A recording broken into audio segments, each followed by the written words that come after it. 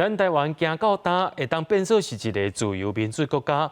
其实，伫咧100年前的台湾文化协会，伫本土意识顶根发挥上界大影响。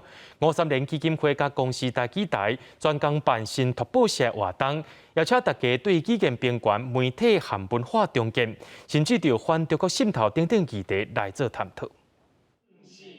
53年基金会员工斗阵唱一条台湾自治歌，向文化启明的先辈蒋渭水甲蔡培慧先生等人致意，也替公司台记台甲53年基金会伫咧这3天要办的新读报社3.0活动开幕，纪念文化协会成立100年。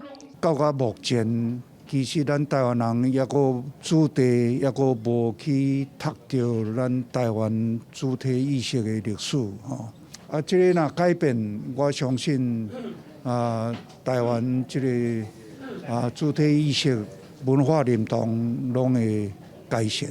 土地拢是阿西阿黄色的人情，该在汉族一血脉日本的百姓。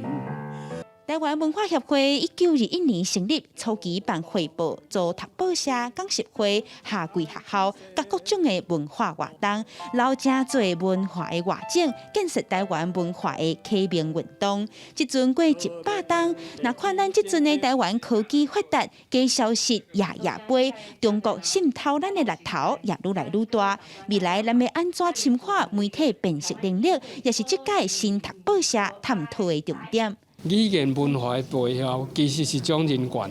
透过台语台，咱有真好提供足好的一寡新闻，也是戏剧，本来足多元的文化，嘛会当甲伊发展出来。地保川肯定公司台记台伫咧保存文化的多样性，甲守护媒体公共价值的坚持。伊也强调台湾要走向正常化，咱对文化、艺术甲历史就爱捌入侵，才通对台湾听入心。